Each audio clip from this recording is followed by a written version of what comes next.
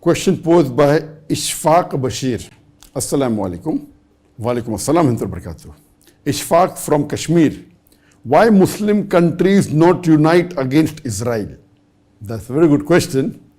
But that question should not be posed to me. It should be posed to the leaders of the country. If you heard my talk on the 15-point action plan for the Muslim Ummah in relation to Palestine. And my last 2 points, I mentioned that if all the Muslim countries unite and if they stand unitedly, then inshallah no non-Muslim will try and interfere with us.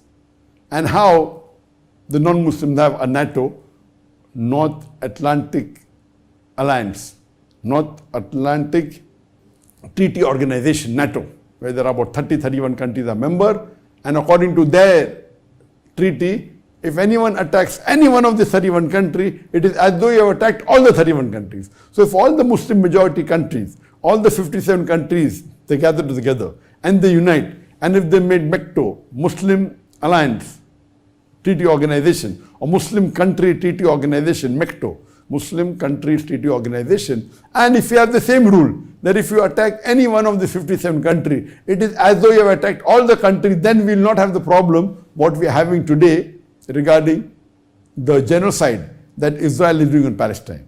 You are asking me? This is the solution I gave. So you should ask the rulers of the Muslim countries, why are they not uniting? And we have to realize that I'm aware that the non-Muslims have got a lot of arms and ammunition, they have got nuclear power, they have got wealth, they have got the military, but we fail to realize that we have Allah with us. And Allah with us is more important than all the power that they have. But unfortunately, we Muslims are weak. And this reminds me of the hadith of our Prophet ﷺ, that there will be a time when Muslims will be attacked. So one of the Sahabas, they'll be looked down upon, they'll be ill-treated. So the Sahabas asked that, will the Muslims be less in numbers? The Prophet said, no, they will be in large numbers, but they'll be like froth. Froth, large in number, but useless. They'll not be united.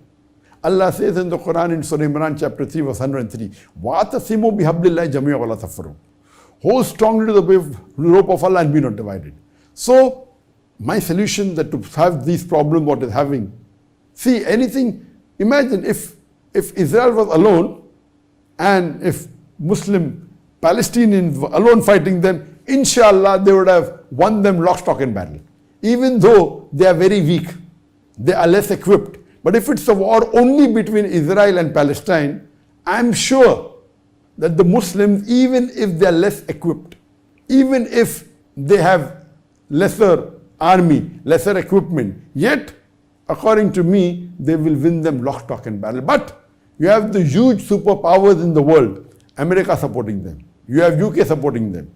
And what are the Muslim countries doing? Nothing. It's a shame on us that imagine all the superpowers are gathering together and they're attacking a Muslim country who gave refuge to the Jews, inviting them to stay, and now they're kicking them out of the house, and these people who are terrorists are now calling the Muslim Palestinians the terrorists. And what are we doing? Nothing. So we Muslims should unite, and there are alliances you can do, and Prophet did alliance. If we want to do alliance, surely the Muslim countries get together and do alliance with Russia or with China.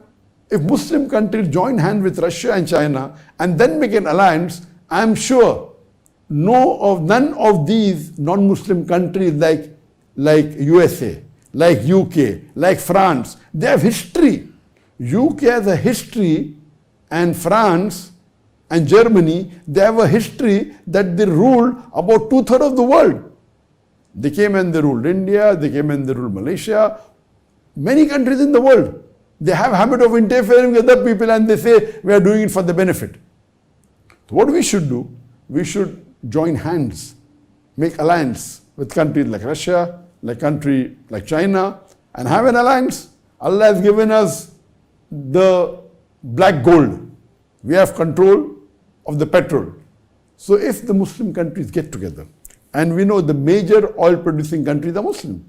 The major export of the oil is Muslim. And oil is required even for weaponry, even for fighting. If all the Muslim countries get together, Allah has given us the resources. Palm oil, 90% of the palm oil is with Indonesia and Malaysia. 60% Indonesia, 30% Malaysia. So all the resources Allah has given us, if we have alliance of the Muslim countries for trade, for business, for military, like if they have the Interpol, international police, we should have the Islamic police. Why should we be dependent on them? So if we collaborate and join hands together, not to bully others, they are doing it to bully others. They go and kill tens of thousands of Muslims in Afghanistan, in Iraq, now in Palestine. What are we doing? If we join hands together and unite on the basis of Quran and Sahih Hadith, as Allah says, وَاعْتَصِمُوا بِحَبْلِ اللَّهِ جَمِيعًا وَلَا تَفَرَّقُوا, in Surah Imran chapter 3 verse 103, that hold all the Muslims, hold strongly to the rope of Allah and be not divided. Hold strongly to the Quran and Sahih Hadith. So inshallah, I feel this is the only solution. Of course, there are hadith and predictions of the Prophet that before the end of the world, Muslims, inshallah, will rule the world. There will a time come, even irrespective whether the Muslims follow or not, there will be a time towards the end of the world. Before the end of the world, the signs are coming. There are minor signs and major signs. Most of the minor signs have already come. Few are remaining. But before the end of the world, according to Sahih Hadith, the Muslims will rule the world for 7 years. For 7 years, there will be peace and prosperity in the full world, where Muslims will rule the world as per the Quran and Sunnah. And later on, a sweet wind will come, all the Muslims will be put to death very peacefully, and then the signs of Qiyamah will start. So, we pray to Allah subhanahu wa ta'ala. We don't know whether we'll be alive during that time or not, but at least we have to now support our Muslim brothers and sisters in Palestine.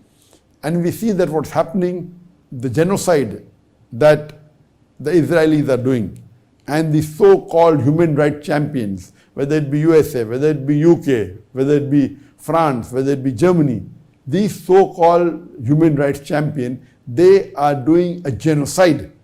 They are doing the same thing what was done on them. But inshallah, Allah subhanahu wa ta'ala is with us. Whether some of the Muslims join us or not, inshallah, a time will come that Allah subhanahu wa ta'ala will give us victory. And we as individuals should strictly follow the Quran and Sunnah. If we don't have the ability, see to it that we are prepared to follow the instructions given by Allah and His Rasul in the Quran and Sahih Hadith, so that we get the best in this world and the Akhirah. Hope that answers the question.